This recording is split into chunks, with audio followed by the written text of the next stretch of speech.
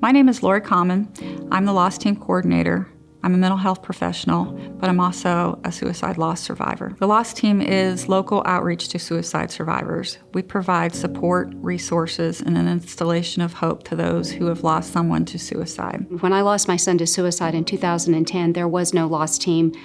We were in our house surrounded by law enforcement and medical personnel, and no one there to support us.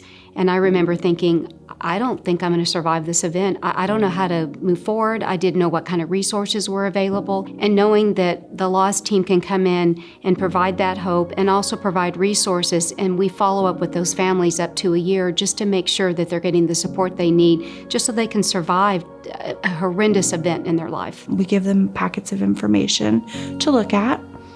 Just in case they have any questions afterwards and they want to look through those materials. We'll do check-ins and calls on important dates like birthdays and anniversaries. I see it as a kind of safety net or beacon or lighthouse. When people experience a loss due to suicide, typically they're not prepared for something like that in advance. We don't learn this as part of our everyday growing up. You know, my role as a survivor is to, kind of let them know what we've been through. I've sat in that chair. I know what it's like to lose a loved one. I lost my 16-year-old son, Kyle, to suicide. We walk into that. It's a chaotic scene. You can just see it on their face. It's just total shock. I mean, it's disbelief. Chuck, he came to my home 2 days after Donovan died.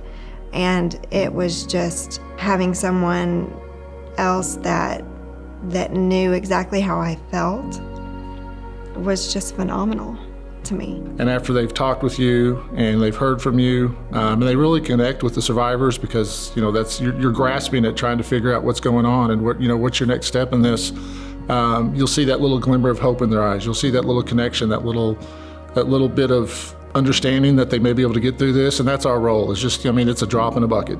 There are a couple of challenges I think the Lost Team faces. The first one is funding. Every year we have to go get grant money, we do fundraisers, and we have to make enough money that we can continue having a Lost Team. And even though we're primarily driven by volunteers, we still need funding for the Lost Team Coordinator and supplies, and it's a struggle every single year to do that. Secondly is just making sure we get the number of volunteers that we need. I think the biggest challenges for the Lost Team is just the emotional toll it takes on the Lost Team members, that little bit that it takes out of you every time you go to a scene, and being able to recover from that. Luckily, our Lost Team's very close. We debrief afterwards. We've got people we can call. The challenges we've faced is getting our name out there and getting people to understand that it's something that the community needs. Every time we go out to a family or to a loved one who's lost somebody to suicide, we are helping that person continue their life in a healthy way. We provide post-prevention for the next generation. Those who lose someone to suicide are 2 to 10 times more likely to die by suicide or lose someone else in their family, depending on the relationship. So when we go in and get people connected with supports and resources, we are hoping that we can save lives. One of the higher purposes of the Lost Team is to teach the world that it's okay to talk about suicide. It's okay to talk about mental health problems. We see mental health problems just like as if you had a diabetic condition. You certainly would not keep it from the world that you need insulin or your blood sugar is low or high, yet we still feel the need to hide that we have depression or we have thoughts of killing ourselves.